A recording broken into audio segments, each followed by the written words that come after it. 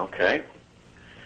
So then let me ask you, are you saying then that a logical absolute, such as a law of excluded middle, is not a conceptual reality? I'm saying that that may not make sense. That it depends on what your definition of conceptual is, that's what we're having the struggle with. Of the mind. I would say that absolute is not contingent on any mind and could not be. And when you get to your conclusion, okay, where you get to that logical absolutes are contingent upon the mind of God, that this is actually self-refuting. No, I would disagree, of course. Okay, can God make A not A? No. Why not? Because it would be a logical contradiction. Which means God is subject to the laws of logic, these absolutes. Therefore, he cannot be the author of them. Okay. Last week when I was talking, each time I would start to give an answer, okay, the hosts would jump in and not let me finish. I actually received numerous emails from atheists who pointed out that very issue. I'm not trying to be whiny and complaining, but it really does help when asked a question if I can actually complete the thought. I mean, I'm not trying to be complaining here, but I think I've been pretty fair today, and I'm stopping so that you can do that. I appreciate that. Now, I like the way that you present yourself, because I can tell you're articulate and intelligent, so I like that. But now I forgot where I was actually. But no, God did not author the logical absolutes. They are what we would say. We're jumping way ahead, but what we would say is they are part of His nature and His essence. God cannot make A be non-A any more than God can lie or God can stop being God, because God has a certain nature, and He must operate in a manner consistent with His own nature. Right. This is the Christian worldview. I understand that. So since certain things are just impossible, like a square circle, God cannot make a square circle because it's a logically impossible thing. Right. And the problem here is that what you're saying is that these absolutes exist. And this is the problem with actually the whole argument. Calling this the transcendental argument for the existence of God is to me problematic, because what it really is an argument for why are there logical absolutes. So you construct an argument, and by the way, I understand you didn't construct this, although this version is yours. Tag's been around. An argument is constructed to explain why the logical absolutes are what they are. And in doing so, there are possibilities. And you are excluding the possibility that they simply are what they are, that it is their very nature, that there could be no other way. And then when you get to your conclusion to say they are God, you're either equating God to logical absolutes, which means you're just affirming that logical absolutes exist and are what they are by nature, and labeling those absolutes God, or you are claiming that God and logical absolutes are somehow synonymous but not the same. And if that's the case, you've made no argument for the existence of God. You've simply argued for the existence of these absolutes. And to say that it's just a part of God's nature is fundamentally no different from saying that those absolutes are what they are because that's their nature. They couldn't be another way. All right. Well, let's back up then. Let's go through the argument. Okay.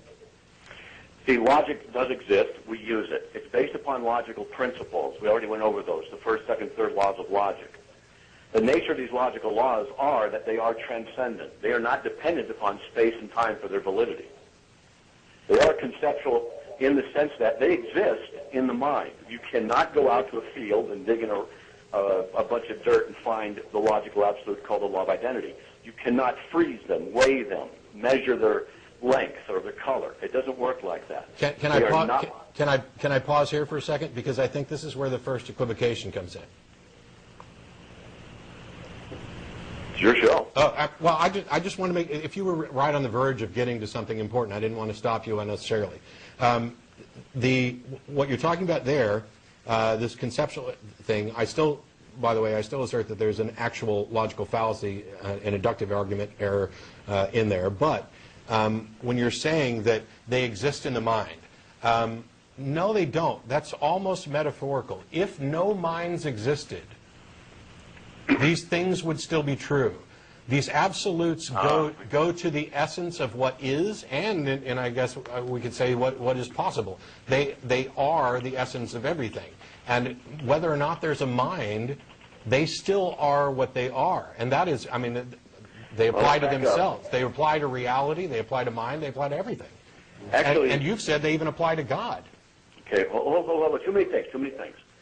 First of all, you said they are what they are. That's fine. Saying that the absolutes are God, I did not say that, nor was implying that. You said, or that God and the logical absolutes are synonymous, not the same. Well, we could ferret that one out. But you said if no mind exists, and they would still be true. Well, that's not a logical statement, because truth is a mental statement. Truth is truth is a statement.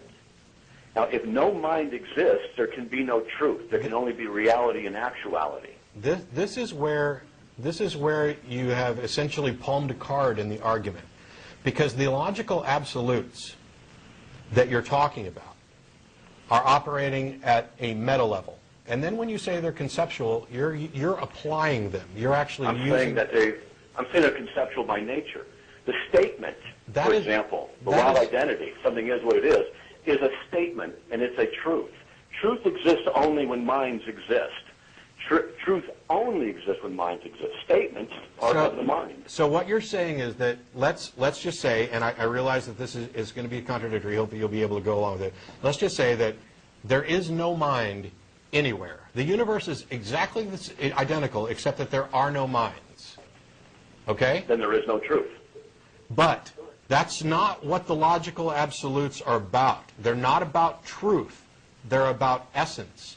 A rock in that universe is still a rock, and it is not a rock.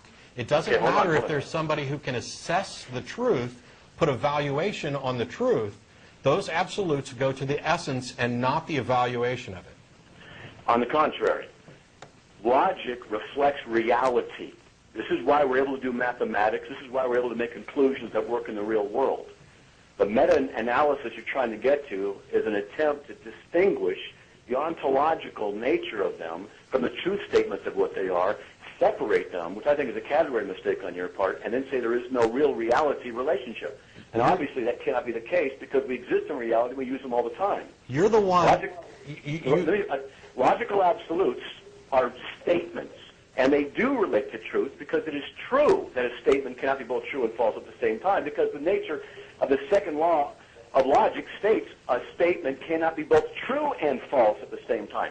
The very nature of the statement of law of logic there deals with the nature of truth, and which contradicts what you said earlier. No, it doesn't. Here's the thing. Yes, it does. Well, okay, then I guess you're right if your only response is to interrupt and say, yes, it does. Is that how that works? Well, it's not my only response. I gave you a good one. Well, you didn't let me get to respond to this. You're talking about two different things. The statement, X equals S. Yes, that statement does not exist if there are no minds to make that statement. Its truth value is meaningless and pointless if there aren't any minds to assess it. And yet, that's not what these absolutes are. These absolutes are not the statement within the mind. The statements point to the absolutes. A rock in a universe with no minds is still whatever it is, and it is not whatever it is not. That's the absolute. The statement is not the absolute. And when you say that these logical absolutes are transcendent, that they are not dependent upon matter, that they are not dependent on anything in the universe, and then turn around and say that they are conceptual and that they are our reflections of reality, you are contradicting yourself. Actually, Matt, I love this conversation, but you're the one offering a self-contradictory statement. When you say the only thing that exists is a rock, and a rock is a rock, what you're offering is a self-contradictory statement. The only thing that exists is a rock, and then what you do is violate that and offer a truth statement. No, I never said the only thing that exists is a rock. I said in a universe that is identical to this, but in which there are no minds, a rock is still what it is. I did not say the only thing that exists is a rock. If there are no minds and a rock is in existence, and you make the statement that it is true as it is, you are making a truth statement. I am making a true statement. I am making a true statement in this universe where minds exist. In the other universe where no minds exist, No truth statement could be made, but the rock is still a rock, and it's still not a rock.